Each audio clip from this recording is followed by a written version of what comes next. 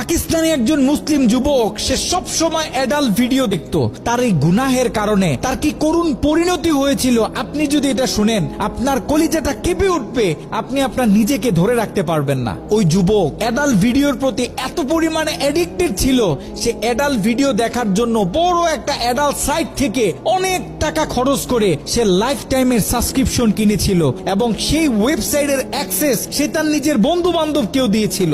ঘটনাক্রমে একদিন যুবক ভয়ঙ্কর গাড়ি অ্যাক্সিডেন্ট করে মৃত্যুবরণ করলো। তার লাশটা যখন বাড়িতে নিয়ে আসা হলো, এলাকার মানুষ তার লাশ দেখতেছে, অনেকে বলতেছে এই ছেলে তো নামাজ পড়তো, এই ছেলে তো রোজা রাখতো, এই ছেলেটা ভালো ছিল। কিন্তু তার ভিতরে এত ভয়ঙ্কর একটা গুনাহ যে ছিল, এটা তার বন্ধু বান্ধব ছাড়া অন্য কেউ জানতো না। সকলে মিলে তাকে দাফন করে যখন বাড়িতে চলে আসলো, ওই ছেলের মা গভীর রাত্রে মোনাজাতে আল্লাহর কাছে দোয়া করতেছিল, আল্লাহ আমার ছেলে যদি কোনো ভুল করে থাকে তুমি আমার ছেলেকে ক্ষমা করে দাও, আমার ছেলের কোনো গুনাহের কারণে তুমি তাকে জাহান্নামে দিও না, তার কবরটাকে জান্নাতের টুকরা বানায় দাও। দোয়া করতে করতে মা এক পর্যায়ে ঘুমিয়ে পড়লো। মা যখন ঘুমিয়ে পড়লো, তিনি স্বপ্নে ভয়ঙ্কর একটা দৃশ্য দেখলেন। তিনি দেখতেছে তার ছেলের কবরে আল্লাহ পাক জাহান্নাম থেকে কিছু ফেরেশতা নিযুক্ত করলেন এবং ওই ফেরেশতাদের হাতে বড় বড় কিছু কুড়াল, যে কুড়াল দিয়ে সকল ফেরেশতারা মিলে একসাথে তার ছেলের শরীরে আঘাত করতেছে। যদি তার ছেলের হাতে আঘাত করে তাহলে হাতটা কেটে দূরে গিয়ে পড়তেছে, যদি পায়ে আঘাত করে তাহলে পাটা কেটে দূরে গিয়ে পড়তেছে। তার ছেলে ভয়ঙ্কর ভাবে চিৎকার দিতেছে। ছেলের ভয়ঙ্কর চিৎকার শুনে মায়ের ঘুম ভেঙে গেল। মা উঠে আবার তাহাজ্জুদ নামাজের জন্য প্রস্তুতি নিলেন, আল্লাহ তাআলার কাছে দোয়া করতেছেন।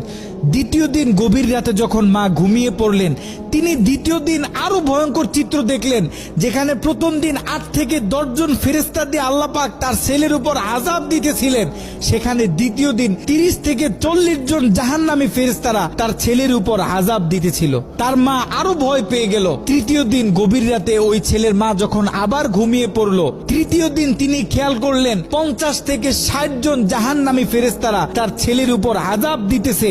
তার ছেলে ভয়ঙ্কর ভাবে চিৎকার দিতেছে।